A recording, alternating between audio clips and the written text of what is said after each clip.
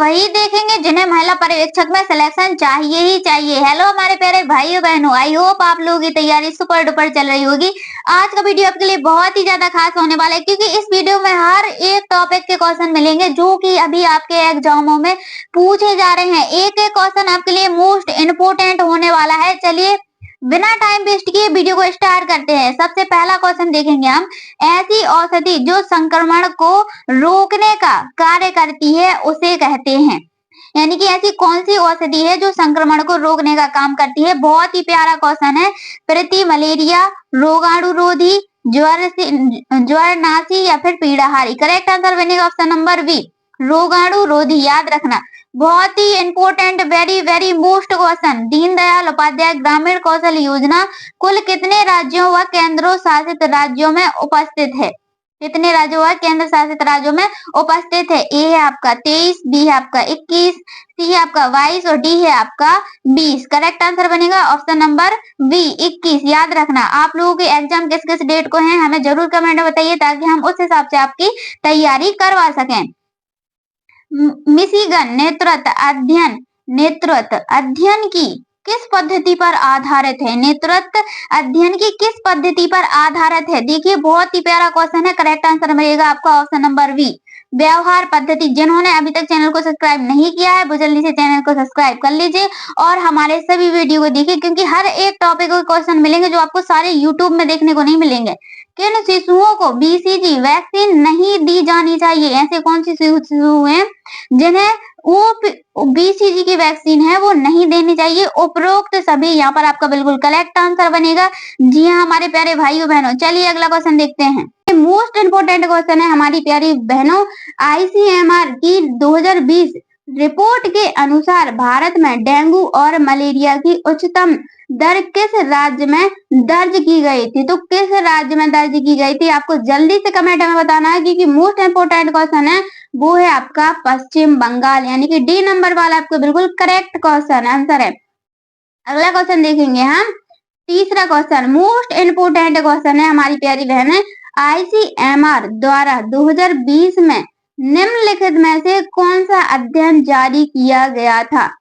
तो आईसीएमआर 2020 में निम्नलिखित में से कौन सा अध्ययन जारी किया गया था। वो है उपरोक्त सभी। यानी कि ये सभी अध्ययन हैं वो जारी किए गए थे। चौथा नंबर का क्वेश्चन देखेंगे, most important, very very most question. यही क्वेश्चन बार बार पूछा जा रहा है। आईसीएमआर की 2020 रिपोर्ट के अनुसार भारत में कैंसर के मामले में वृद्धि का मुख्य कारण क्या था। तो कैंसर के मामलों में मुख्य वृद्धि का कौन सा कारण था। वो थे उपरोक्त सभी। यानी कि ये सभी कैंसर के मुख्य मामले के कारण थे। तो वीडियो को बिल्कुल ध्यान से देखना है, क्योंकि मोस्ट आईएमपी क्वेश्चन है। फटाफट रिवीजन चल रहा है। आईसीएमआर की 2020 रिपोर्ट के अनुसार भारत में महिलाओं में दूसरा सबसे अधिक पाया जाने वाला कैंसर कौन सा था। तो महिलाओं में सबसे अधिक कैंसर पाया जाने वाला था वह कौन सा कैंसर था आपको जल्दी से कमेंट बताना है। इसका करेक्ट आंसर है option number B, cervical cancer. बिल्कुल ध्यान में रखना है, सर्वाइकल कैंसर। आईसीएमआर की 2020 रिपोर्ट के अनुसार भारत में सबसे अधिक तंबाकू उपयोग करने वाला राज्य कौन सा था। मोस्ट इंपोर्टेंट क्वेश्चन है आपके लिए, जल्दी से इसका आंसर कमेंट में बताओ। आईसीएमआर का टॉपिक आपके लिए सबसे ज्यादा मोस्ट रहने वाला है। तो इसका करेक्ट आंसर है ऑप्शन नंबर ए, बिहारी। यानी कि बिहार। अगला क्वेश्चन देखेंगे हम, 7 नंबर का क्वेश्चन है, मोस्ट इंपोर्टेंट क्वेश्चन है। आईसीएमआर द्वारा 2020 में जारी national cancer registry programme NCRP report के अनुसार भारत में कैंसर का सबसे बड़ा कारण क्या था। तो भारत में कैंसर का सबसे बड़ा कारण क्या था। वो था तंबाकू और धूम्रपान। ध्यान रखना है, तंबाकू और धूम्रपान। 8 नंबर का क्वेश्चन, बहुत ही प्यारा क्वेश्चन है, मोस्ट इंपोर्टेंट क्वेश्चन है। आईसीएमआर द्वारा कोविड-19 वैक्सीन प्रशिक्षण में किस भारतीय कंपनी के सहयोग से कोवैक्सीन विकसित की गई थी। मोस्ट इंपोर्टेंट क्वेश्चन है, कोवैक्सीन विकसित की गई थी तो वो थी आपकी भारत बायोटेक। कौन सी थी, भारत बायोटेक। बिल्कुल ध्यान से देखना है इन क्वेश्चनों को। आईसीएमआर का चैप्टर आपके लिए मोस्ट इंपोर्टेंट क्वेश्चन है। तो वीडियो को लाइक, कमेंट, चैनल को सब्सक्राइब जरूर करिएगा। आईसीएमआर की 2020 रिपोर्ट के अनुसार भारत में कुल कितने कोविड-19 प्रतिशत प्रयोगशालाएं थी? तो प्रशिक्षण प्रयोगशालाएं थी वो कितनी थी आपको जल्दी से बताना है। वो थी आपकी 2000। कितनी थी? 2000। कमेंट में जरूर बताइएगा कि आपके आईसीएमआर के कितने नंबर हैं जो कंफर्म हो रहे हैं। आईसीएमआर की रिपोर्ट के अनुसार भारत में किस आयु वर्ग में कोविड-19 से मृत्यु दर सबसे अधिक थी? तो कोविड-19 से जो मृत्यु दर थी वो सबसे अधिक थी किस आयु में थी? आपको जल्दी से कमेंट में बताना है। चैनल को सब्सक्राइब जरूर करना है। तो कमेंट इसका correct answer option number C 60 वर्ष से अधिक। कितनी थी? 60 वर्ष से अधिक। 11 नंबर का question very very most question है। आईसीएमआर की 2020 रिपोर्ट के अनुसार किस राज्य में डायबिटीज से सबसे अधिक मामले दर्ज किए गए? डायबिटीज से सबसे अधिक मामले दर्ज किए गए थे वह कौन सा राज्य है? तो वो है केरल। कौन सा है? केरल। यानी कि ऑप्शन नंबर डी आपका बिल्कुल करेक्ट आंसर रहेगा। 12 नंबर का क्वेश्चन देखेंगे। आईसीएमआर की 2020 रिपोर्ट के अनुसार भारत में किस कैंसर से मृत्यु दर अधिक थी? तो वह कौन सा कैंसर है जो भारत में सबसे अधिक जिसकी मृत्यु दर थी? आपको जल्दी से इसका आंसर कमेंट में बताना है क्योंकि सुपर फास्ट रिवीजन है। Correct answer option number C फेफड़ों का कैंसर। कौन सा? फेफड़ों का कैंसर। बिल्कुल याद में रखना है। 13 नंबर का क्वेश्चन है। मोस्ट इम्पोर्टेंट क्वेश्चन है। आपके एग्जाम में रखा ही मिलेगा। आईसीएमआर की 2020 रिपोर्ट के अनुसार भारत में टाइप 2 डायबिटीज से ग्रस्त लोगों की अनुमानित संख्या कितनी थी? तो अनुमानित संख्या बतानी है कि कितनी थी। वो थी 77 मिलियन। कितनी थी? 77 मिलियन। बिल्कुल ध्यान में रखना है इस आंसर को। अगला क्वेश्चन देखेंगे हम। आईसीएमआर द्वारा 2020 में national diabetes and hypertension study के अनुसार भारत में लगभग कितने प्रतिशत वयस्क उच्च रक्तचाप से पीड़ित थे? तो हाइपरटेंशन स्टडी में कितने पीड़ित थे रक्तचाप से? वो थे आपके 25%। कितने थे? 25% वयस्क थे। 15 नंबर का क्वेश्चन देखेंगे हम। आईसीएमआर 2020 रिपोर्ट के अनुमान लगाया गया था कि भारत में किस वर्ष तक कैंसर के मामलों की संख्या 50 लाख से भी अधिक हो सकती है? कितनी? 50 लाख से भी अधिक हो सकती है। तो कितना कौन से सन में अनुमान लगाया था? वो था 2025 तक। कब तक? 2025 तक। ध्यान रखना है। 16 नंबर का क्वेश्चन देखेंगे। वीडियो को लाइक जरूर कीजिएगा। आईसीएमआर 2020 की रिपोर्ट के अनुसार भारत में पुरुषों में सबसे अधिक होने वाला कैंसर कौन सा है? भारत में पुरुषों में सबसे अधिक होने वाला कैंसर कौन सा है? आपको जल्दी से इसका कमेंट में आंसर बताना है। करेक्ट आंसर है ऑप्शन नंबर डी मुख कैंसर। कौन सा? मुख कैंसर। 17 नंबर का क्वेश्चन देखेंगे। वेरी वेरी मोस्ट क्वेश्चन आपके एग्जाम में आने वाला क्वेश्चन है। स्क्रीनशॉट ले लो। आईसीएमआर 2020 की रिपोर्ट के अनुसार भारत में सबसे अधिक कैंसर दर किस राज्य में पाई गई? तो भारत में सबसे अधिक कैंसर दर है वो किस राज्य में पाई गई थी? आपको इसका करेक्ट आंसर बता देना है। Option number B Mizoram. अगर ऐसे ही क्वेश्चन आएंगे तो आपको धड़ाधड़ लगाते जाना है क्योंकि मोस्ट इंपोर्टेंट वीडियो है आपके लिए। आईसीएमआर ने 2020 में किस बीमारी के लिए नेशनल क्लिनिकल रजिस्ट्री लॉन्च की थी? तो नेशनल क्लिनिकल रजिस्ट्री लॉन्च की थी 2020 आईसीएमआर 2020 की रिपोर्ट के अनुसार बताना है आपको। तो वो है कोविड-19। क्या है?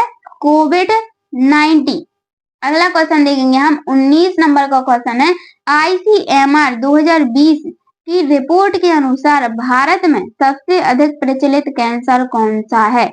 भारत में सबसे अधिक प्रचलित कैंसर कौन सा है? आपको बताना है। मोस्ट इंपोर्टेंट क्वेश्चन है। बिल्कुल ध्यान में रखिएगा इस क्वेश्चन को। तो इसका करेक्ट आंसर हो जाएगा ऑप्शन नंबर बी स्तन कैंसर। कौन सा कैंसर? स्तन कैंसर। वीडियो को लाइक कमेंट चैनल को सब्सक्राइब तो करना ही करना है। Very very most question. Computer का जनक किसे कहा जाता है? देखिए एक बार ये एग्जाम में पूछ भी लिया गया है, क्या पता दूसरी बार आपके एग्जाम में मतलब पूछ ले। इसलिए आपको याद रखना है कि कंप्यूटर का जनक किसे कहा जाता है। ऑप्शन दिए गए हैं यहाँ पर चार में से एक को आपको याद रखना है। वह किसको रखना है? Charles Babbage.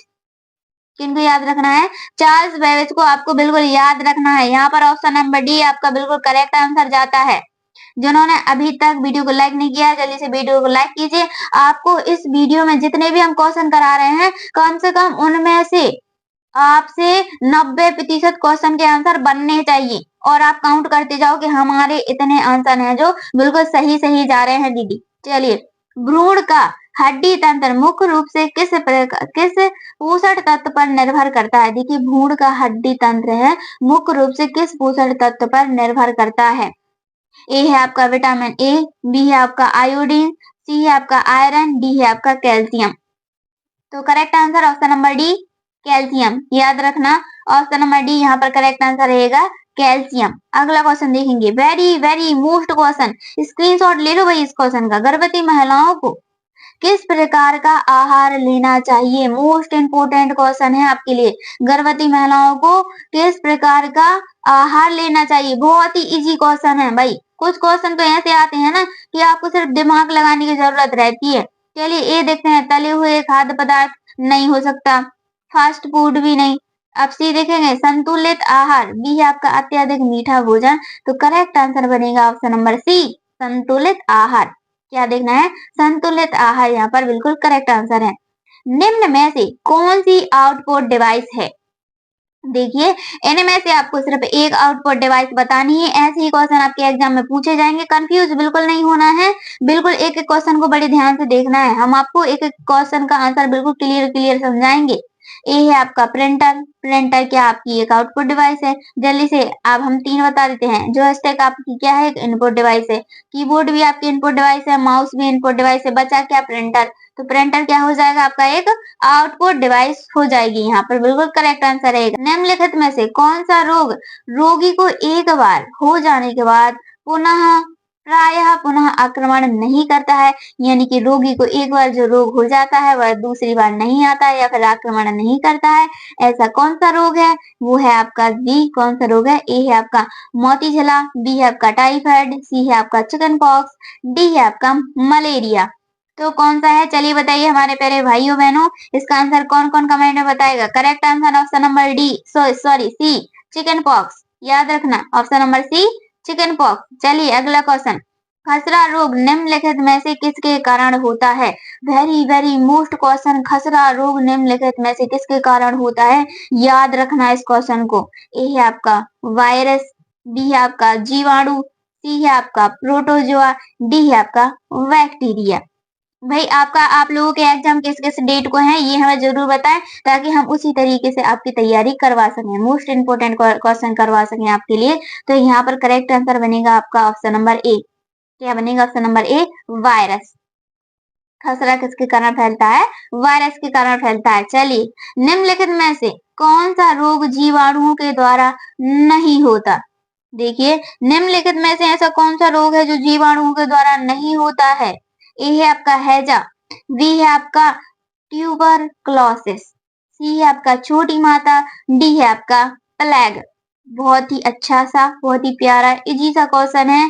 आपको इसका आंसर जरूर बताना है हमारी प्यारी बहनों। इसका आंसर क्या हो जाएगा? चलिए बताइए। रोग जीवाणुओं के कारण नहीं होता, वो है आपका छोटी माता। ऑप्शन नंबर सी यहाँ पर करेक्ट आंसर है, छोटी माता। याद रखना। कंप्यूटर किस प्रकार का उपकरण है? Very very most question, most important question, computer किस प्रकार का उपकरण है? ए है आपका इलेक्ट्रॉनिक उपकरण, बी है आपका इलेक्ट्रोमैग्नेटिक उपकरण, सी है आपका विद्युत उपकरण, डी है आपका इलेक्ट्रोमैकेनिकल उपकरण। तो देखिए, कंप्यूटर किस प्रकार का उपकरण कहलाएगा? आपको जल्दी से बताना है। इसका करेक्ट आंसर क्या होगा? इस करेक्ट आंसर होगा आपका ऑप्शन नंबर ए।